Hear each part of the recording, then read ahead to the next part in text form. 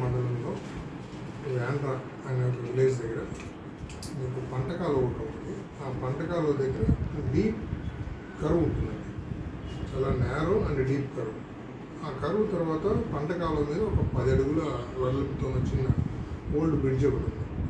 So అక్కడ మొన్న 21వ తేదీ అర్ధరాత్రి అంటే 22వ తేదీ తెల్లవారుజామున 2:53 మధ్యలో ఒక వెహికల్ ఫాస్ట్గా అటు నుంచి టర్న్ తీసుకున్నప్పుడు ఆ స్పీడ్లో మరి అదుపు తప్పిందో లేకపోతే మరి ఏం జరిగిందో మాకైతే దాని నుంచి పూర్తి లేదు. ఆ పక్కన కలవట్లో నుంచి కిందకి వాటర్లోకి వెళ్ళిపోయింది వెహికల్. అది వెళ్ళిపోయిన వెహికల్ గురించి మాకు ఎవరు ఎలాంటి సమాచారము వెహికల్లో ఉన్న వాళ్ళు ఎవరు ఇవ్వకపోగా తర్వాత లోకల్గా ఉన్న విఆర్ఓ గారు మాకు కంప్లైంట్ ఇవ్వడంతో ఆ వెహికల్ ఎవరిది ఏంటి ఎందుకు ఎలా వచ్చింది అక్కడికి ఎలా పడిపోయింది అన్న దాని కోణంలో మేము దర్యాప్తు చేయడం మొదలుపెట్టాము.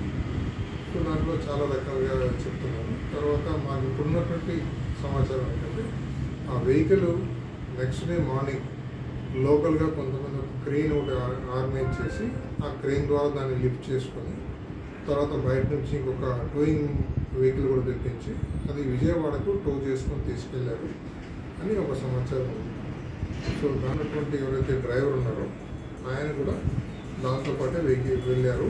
ఎవరికి ఎలాంటి గాయాలు కూడా లేవు అంటే కూడా ఒక సమాచారం ఇచ్చారు. కాకపోతే దాని మీద అన్ని కోణాలను చేస్తున్నాము. వెహికల్ ఎక్కడి నుంచి స్టార్ట్ అయింది, అక్కడికి ఎందుకు వచ్చింది, ఇలా ఎందుకు వెళ్ళింది, ఈ రూట్లో ఎందుకు వెళ్తుంది అన్నటువన్నీ కూడా కొంచెం సెన్సిటివ్గా మాకు ప్రధానంగా అన్ని టీవీ ఛానల్స్లోనూ సోషల్ మీడియాలోనూ నెట్వర్క్ అన్నింటిలోనూ కూడా దీని గురించి విభిన్న కథనాలు వినిపిస్తూ ఉన్నాయి.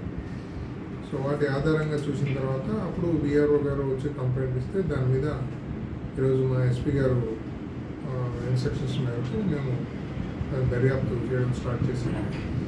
సో దాంట్లో ఇంకా సీరియస్ అలిగేషన్స్ ఏమున్నాయి అవన్నీ కూడా దర్యాప్తులు తేలుతాయి, చూద్దాము. దాని ప్రజెంట్ వెహికల్ అయితే విజయవాడలో ఇక్కడ గరాజ్లో ఉన్నది.